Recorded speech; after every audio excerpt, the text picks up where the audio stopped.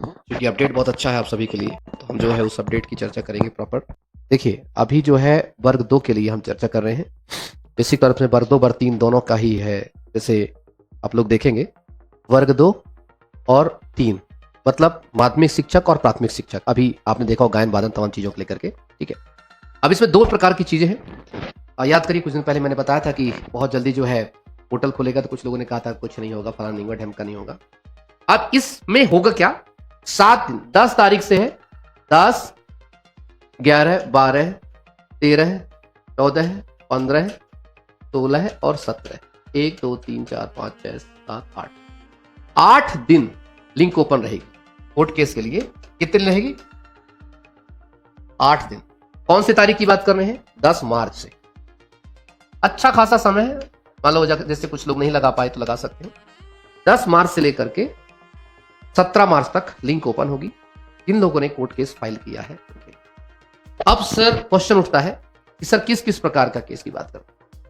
मुझे लगता है जब से मैंने वकालत शुरू की है, मैंने हर वीडियो में एक चीज जरूर बताया कैंडिडेट्स को, प्लीज कोई भी रूल बुक आती है, एग्जाम में शामिल होने से पहले, परीक्षा देने से पहले उसको चैलेंज करिए। प्लीज चैलेंज करिए। अगर गलती दिखती है तुरंत चैलेंज करिए।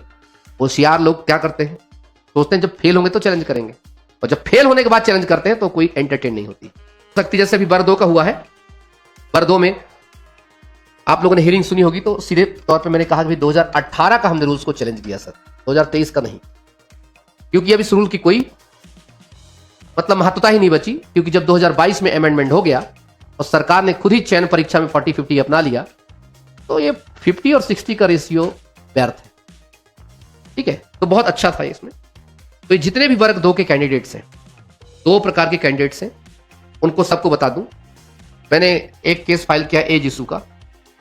इतने होशियार हैं व्यापम वाले, जब उसने टेट एग्जाम दिया तब एज थी, क्वालिफाई हुआ। जब वो सिलेक्शन टेस्ट देने जा रहा है तब आप उसको बाहर कर रहे हैं, लेकिन कोर्ट ने कहा नहीं कर सकते बाहर। तो जो याचिका करता है उनको एज इशू वालों को मिली मदद। एज इशू वालों को मदद कैसे मिली? मतलब कोर्ट ने साफ तौर पर कहा उस ऑर्डर में कि जिस समय टेट एग्जाम दिया था उसी एज को सिलेक्शन टेस्ट में माना जाएगा, उनको फॉर्म भरने का मौका मिलेगा। ईडब्ल्यूएस को 5 साल का रिलैक्सेशन लोगों को लगा सबको मिलेगा, बिल्कुल नहीं। उसमें साफ तौर पर लिखा याचिका करता। दूसरा केस, तीसरा केस एक इंपॉर्टेंट है, आप सबने देखा होगा मैथ्स को लेकर के। मतलब अभी होली आई नहीं और डीपीआई ने सस्ते नशे किए, कौन सी भांग पिया, कौन सा बीड़ी गांजा पिया, मुझे नहीं पता, और उन्होंने नियम ऐसे बनाया कि मैथ्स के साथ जिसने फिजिक्स या केमिस्ट्री होगी उसी को हम वैलिड करेंगे। अरे मूर्खों के सरदार, ये बताओ, जब तुम्हारे खुद के 2018 के गैजेट में लिखा है संबंधित विषय जिसने आप कम से कम 3 साल पढ़े हो, क्या लिखा है? संबंधित विषय। मैथ्स का अगर टीचर है, वो मैथ्स में पढ़ाने वाला, संबंधित विषय, और संबंधित विषय में अगर वह 3 साल तक ग्रेजुएशन में पढ़ा हो, वो वैलिड होगा। ये जो क्लॉज है जो अभी लेटेस्ट जारी किया गया है, ये नष्ट हो जाएगा और इसके लिए केस भी लगा है। तो जो याचिका करता है उनको लास्ट में इसका फायदा मिलेगा। कैसे? साथ में अगर कोई मैथ्स वाला है, मैथ सब्जेक्ट है, वही मैथ टीचर के वैलिड है। अगर कोई फिजिक्स का है, जिसके उसने फिजिक्स से किया है, फिजिक्स का भी कैंडिडेट जो है उसके लिए वैलिड है, क्योंकि गैजेट में वैलिड था, नोटिफिकेशन में वैलिड था। इसलिए अब ये रूल्स जो बीच में उन्होंने लाया है ये नहीं चलेगा। इन सब तमाम चीजों को लेकर के 40-50 हो गया, एज इश्यू हो गया, ईडब्ल्यूएस हो गया, मैथ्स वाला केस हो गया। हाँ सर, विज्ञान विषय के शिक्षक की भर्ती नहीं चाहते वो लोग, और मैथ्स की भर्ती कर विज्ञान पढ़वाना चाहते हैं। सही कह रहे हैं आप। नहीं, देखो क्या है, टेंशन मत ले। डिपार्टमेंट जब तक उठा पटक करता रहेगा, दिनेश सिंह चौहान उसको ठुक ठाक करके ठीक करता रहेगा। मैं नहीं कहता एकदम उठा करके, एक जैसे ढीला ढाला हो जाता है तो उठाए आदमी हथौड़ी छंदी करके करते रहे। तो ये तमाम चीजें हैं, अब आप लोग समझने का प्रयास करें। 2 प्रकार के कैंडिडेट्स हरी मैंने बता दी आप सबको।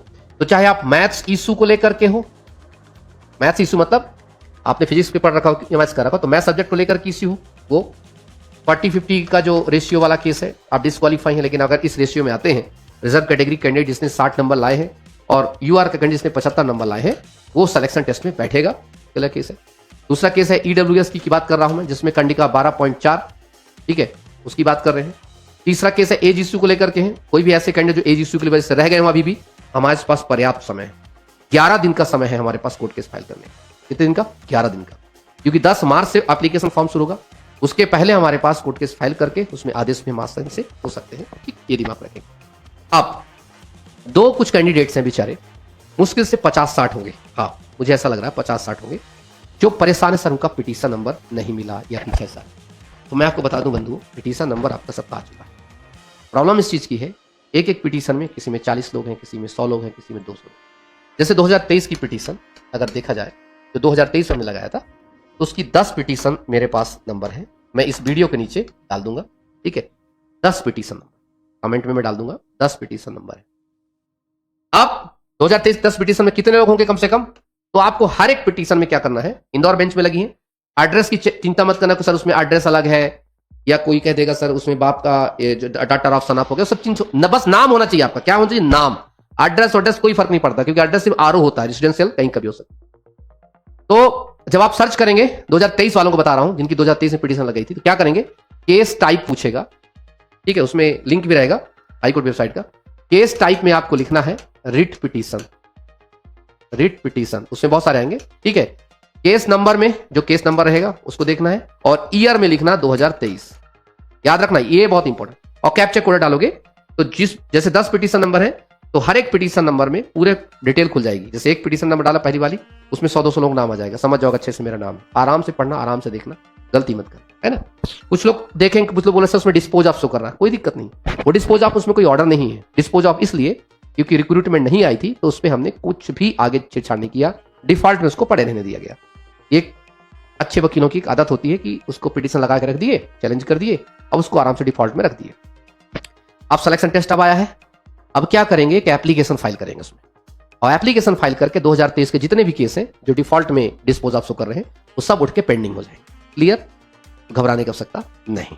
पहला 2025 में जिनकी मैंने लगाई है पिटीशन, 2024 और 25 एक साथ में लगाया है, लगभग 9 पिटीशन जो है नंबर मैं डाल चुका हूं ग्रुप में, उसका एक ग्रुप है 2024 और 25 वालों का।